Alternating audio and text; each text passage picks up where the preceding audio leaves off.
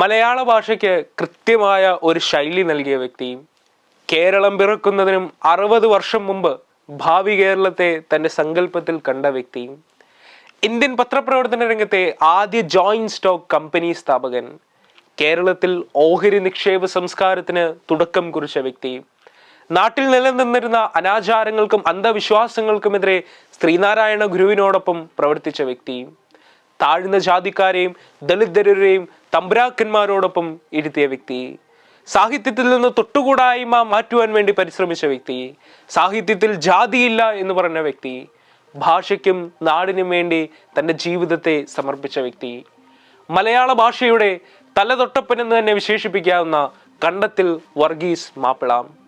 1857 നിരണം സ്വദേശിയായ ഈപ്പൻ മാപ്പിളയുടെയും ആയിരൂർ ചെറുകുര കുടുംബത്തിലെ സാറാമ്മയുടെയും 4ാമത്തെ മകനായി കോട്ടയത്ത് ഭൂജാതനായും. ചെങ്ങന്നൂർ പ്രദേശത്തെ സർക്കാർ പണം പിരിക്കുന്ന ജോലിയിൽ, അതായത് മുതലപ്പടിക്കാരൻ എന്ന ജോലിയിൽ ഏർപ്പെട്ടിരിക്കുന്ന വ്യക്തിയായിരുന്നു തന്റെ പിതാവായ ഈപ്പൻ മാപ്പിള. പത്തനംതിട്ടയിലെ തോലാശ്ശേരി സ്കൂളിൽ നിന്നാണ് അദ്ദേഹത്തിന്റെ വിദ്യാഭ്യാസം ആരംഭിക്കുന്നത്.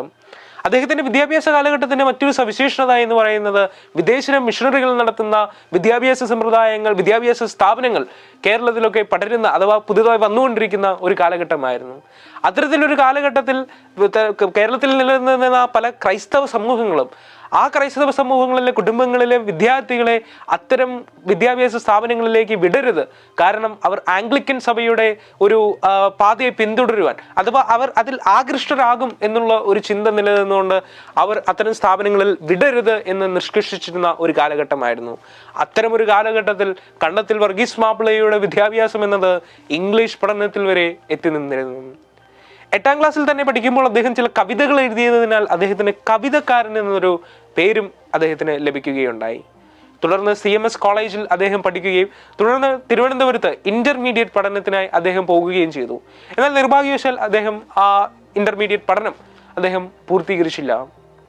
ഇന്ന് നാം കാണുന്ന മലയാള ഭാഷ രൂപീകരിക്കുന്നതിന് അനേകരുടെ പ്രയത്നങ്ങളുണ്ട്. നാം ഇന്ന് ഒരു മലയാള ഭാഷ എന്ന് പറയുന്ന ഒരു നദിയോടുകൂടി അത് ഒഴുകിയാൽ മതി. എന്നാൽ ഒരു കാലഘട്ടത്തിൽ മലയാള ഭാഷയോടൊപ്പം സഞ്ചരിക്കാൻ ഒരുപാട് തട്ടിത്തടവുകൾ നിലനിന്നിരുന്ന ഒരു കാലഘട്ടം ഉണ്ടായിരുന്നു. മലയാള ഭാഷ ഒരു കൃത്യമായ രൂപമില്ലാതിരുന്ന ഒരു കാലഘട്ടത്തിലും സാഹിത്യവും ചിത്രരചനയും ഒക്കെ രാജകുടുംബങ്ങളായി മാത്രം ബന്ധപ്പെട്ടിരുന്ന ഒരു കാലഘട്ടത്തിൽ സാഹിത്യത്തിൽ ജാതിയും തൊട്ടുകൂടായ്മയും ഇല്ല എന്ന് പറഞ്ഞ വ്യക്തിയാണ് കണ്ടത്തിൽ വർഗീസ് മാപ്പിള. മലയാള ഭാഷ ഒരു അച്ചടി ടൈപ്പ് റൈറ്ററിലേക്ക് വരെ എത്തിച്ച വ്യക്തിയാണ് കണ്ടത്തിൽ വർഗീസ് മാപ്പിള. 1881 ജനുവരി 1 അദ്ദേഹം കൊച്ചിയിലെത്തുകയും ദേവ്ജി ഭീംജി എന്ന ഒരു വ്യക്തി നടത്തിയിരുന്ന, ഒരു ഗുജറാത്തുകാരൻ നടത്തിയിരുന്ന ഒരു പത്രത്തിൽ, കേരളമിത്രം എന്ന ഒരു പത്രത്തിന്റെ പത്രാധിപരായിട്ട് അദ്ദേഹം ജോയിൻ ചെയ്യുകയും ചെയ്തു. അദ്ദേഹം ജീവിച്ചിരുന്ന കാലഘട്ടത്തിന്റെ മറ്റൊരു പ്രത്യേകത എന്ന് പറയുന്നത് സഞ്ചരിക്കുവാൻ ആകാശത്തിലൂടെ കൃത്യമായ വ്യോമമാർഗമോ റോഡിലൂടെ സഞ്ചരിക്കാൻ വേഗമേറിയോ പാതകളോ വണ്ടികളോ ഇല്ലാതിരുന്ന്, വെള്ളത്തിലൂടെ വേഗമേറി സഞ്ചരിക്കുവാൻ വേണ്ടി വള്ളങ്ങളോ ഇല്ലാതിരുന്ന ഒരു കാലഘട്ടത്തിൽ ഒരു കത്തയച്ചു കഴിഞ്ഞാൽ തന്നെ 2 മുതൽ 3 ആഴ്ചകൾ വരെ ഒരു സ്ഥലത്ത് നിന്ന് മറ്റൊരു സ്ഥലത്തേക്ക് എത്തുവാൻ വേണ്ടി എടുത്തിരുന്ന കാലഘട്ടത്തിൽ അദ്ദേഹം തൻ്റെ മാതാപിതാക്കളുടെ വ്യാകുലതയെ കണക്കിലെടുത്ത് തിരുവല്ലയിൽ നിന്ന് കൊച്ചിയിലെത്തുവാൻ ഏകദേശം ഒരാഴ്ച വള്ളത്തിലൂടെ എത്തിയ കാലഘട്ടത്തിൽ, ഒരു കത്തയച്ചു കഴിഞ്ഞാൽ ആഴ്ചകൾ എടുത്തിരുന്ന കാലഘട്ടത്തിൽ തൻ്റെ മാതാപിതാക്കളുടെ വ്യാകുലതയെ കണക്കിലെടുത്തായിരിക്കാം ഒരുപക്ഷെ അദ്ദേഹം 1884 അദ്ദേഹം കേരളമിത്രത്തിലെ ജോലി രാജിവെച്ച് സ്വദേശത്തേക്ക് മടങ്ങുകയുണ്ടായി. പിന്നീട് അദ്ദേഹത്തിൻ്റെ പിതാവ് ചെയ്തിരുന്ന മുതലപ്പടിക്കാരൻ ജോലി തന്നെ അദ്ദേഹവും ചെയ്തിരുന്നു. അദ്ദേഹം അവിടെ പ്രവർത്തിക്കുമ്പോൾ തന്നെ സന്യാസിമാരിൽ നിന്ന് സംസ്കൃതം പഠിക്കുകയും സദാചാര സഹോദര സംഘം എന്നൊരു സംഘം അദ്ദേഹം രൂപീകരിക്കുകയും ചെയ്തു. പിന്നീട് അത് തിരുവല്ല ഹയർ സെക്കൻഡറി സ്കൂളായിട്ടൊക്കെ മാറുകയും ചെയ്തു. ഒപ്പം അദ്ദേഹം ശ്രീനാരായണ ഗുരുവിനോടൊപ്പം നാട്ടിൽ നിലനിന്നിരുന്ന അന്ധവിശ്വാസങ്ങൾക്കും അനാചാരങ്ങൾക്കും എതിരെ പ്രവർത്തിക്കുകയും ചെയ്തു. പിന്നീട് അദ്ദേഹം കോട്ടയം CMS കോളേജിൽ മലയാള ഭാഷ അധ്യാപകനായിട്ട് അദ്ദേഹം ഏതാണ്ട് നാളുകൾ പ്രവർത്തിക്കുകയും ചെയ്തിരുന്നു. എന്നാൽ ഇത്രയുമൊക്കെ ജോലികൾ ചെയ്തിട്ടും അദ്ദേഹത്തിനൊരു സംതൃപ്തി ലഭിച്ചിരുന്നില്ല. അത്തരത്തിൽ ഒരു കാലഘട്ടത്തിൽ, അത്തരം ഒരു സാഹചര്യത്തിൽ അദ്ദേഹം തൻ്റെ സർക്കാർ ജോലികളുമൊക്കെ ഉപേക്ഷിച്ച് സ്വതന്ത്രമായി എഴുതണമെന്ന് അദ്ദേഹം ചിന്തിക്കുകയും ജനങ്ങളുടെ ഇടയിൽ ആശയവിനിമയം ശക്തീകരിക്കണമെന്നും അദ്ദേഹത്തിന് തോന്നുകയും പിന്നീട് ആ ചെറിയ ചിന്തയിൽ നിന്നാണ് നാം ഇന്ന് കാണുന്ന മനോരമ എന്ന ബൃഹത്തായ സംരംഭത്തിൽ എത്തിയത്. പത്രപ്രവർത്തനം തുടങ്ങാൻ വേണ്ടിയിട്ട് അദ്ദേഹം 100 രൂപയുടെ 100 ഓഹരികളായി അദ്ദേഹം പിരിക്കുകയും തൻ്റെ 31-ാം വയസ്സിൽ അദ്ദേഹം മനോരമ എന്ന ഈ സ്ഥാപനത്തിന് അടിസ്ഥാനമിടുകയും ചെയ്തു. പിന്നീട് 1888-ലാണ് മനോരമ പൂർണ്ണമായിട്ട് പ്രവർത്തനം ആരംഭിക്കുന്നത്. ബ്രിട്ടീഷ് ഇന്ത്യയുടെ കാലഘട്ടത്തിലെ ആദ്യ ജോയിന്റ് സ്റ്റോക്ക് കമ്പനിയായിരുന്നു എന്നുള്ളൊരു പ്രത്യേകതയും മലയാള മനോരമയ്ക്ക് ഉണ്ട്. മനോരമ ആദ്യമായിട്ടൊരു ഒരു വീക്ക്ലി ന്യൂസ് പേപ്പർ പ്രസിദ്ധീകരിച്ചത് 1890 മാർച്ച് 22-ന് കോട്ടയത്ത് നിന്നായിരുന്നു. അതൊരു 4 പേജുള്ള പത്രമായിരുന്നു. പിന്നീട് 1901-ൽ മനോരമ ബൈ വീക്ക്ലി ആകുകയും 1918-ൽ ട്രൈ വീക്ക്ലി ആകുകയും 1928-ൽ മനോരമ ഡെയിലി ആകുകയും ചെയ്തിരുന്നു. മലയാള മനോരമയുടെ പ്രസിദ്ധീകരണ കാലഘട്ടം തുടങ്ങുമ്പോൾ കവിതകൾക്ക് ഏറെ പ്രാധാന്യമുള്ള ഒരു കാലഘട്ടമായിരുന്നു. അങ്ങനെ മലയാള മനോരമ ദിനപത്രം പ്രസിദ്ധീകരിക്കുമ്പോഴും കവിതകൾക്കായിരുന്നു പ്രാധാന്യം കൊടുത്തിരുന്നത്. ആ കാലഘട്ടത്തിൽ കവികൾക്ക് വേണ്ടി മാത്രം ഒരു പത്രമുണ്ടായിരുന്നു, കവിതകൾ മാത്രം നിറഞ്ഞ ഒരു പത്രമുണ്ടായിരുന്നു എന്നാണ് ചരിത്രം പരിശോധിക്കുമ്പോൾ നമുക്ക് കാണാൻ സാധിക്കുന്നത്. പല സംഭാഷണങ്ങളിൽ പോലും കവിതകൾക്കായിരുന്നു പ്രാധാന്യം, കവിതകൾ കൊണ്ട് സംഭാഷണങ്ങൾ നടത്തിയിരുന്ന ഒരു കാലഘട്ടം കൂടിയായിരുന്നു അത് എന്നുള്ളതിൻ്റെ ഒരു പ്രത്യേകതയായിരുന്നു. മനോരമയിലെ ആദ്യത്തെ മുഖപ്രസംഗം എന്നത് കണ്ടത്തിൽ വർഗീസ് മാപ്പിള എഴുതിയത് പുലയർക്ക് വിദ്യാഭ്യാസം നൽകണം എന്നതിനെ കുറിച്ചായിരുന്നു.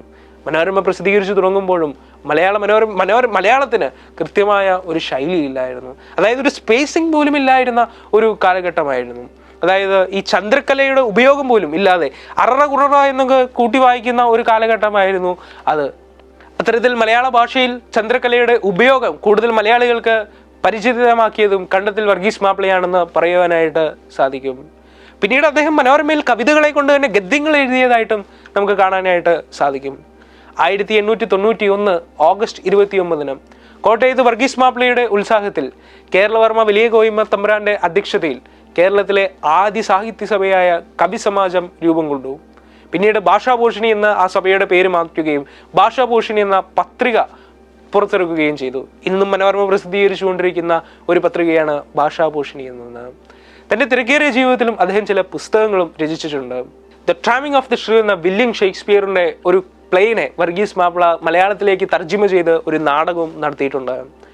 1904 മിഥുനം 23-ന്, അതായത് ജൂലൈ 26-ന് അദ്ദേഹം ആ മഹാമനുഷ്യൻ ലോകത്തോട് തൻ്റെ 47-ാം വയസ്സിൽ വിട പറഞ്ഞു.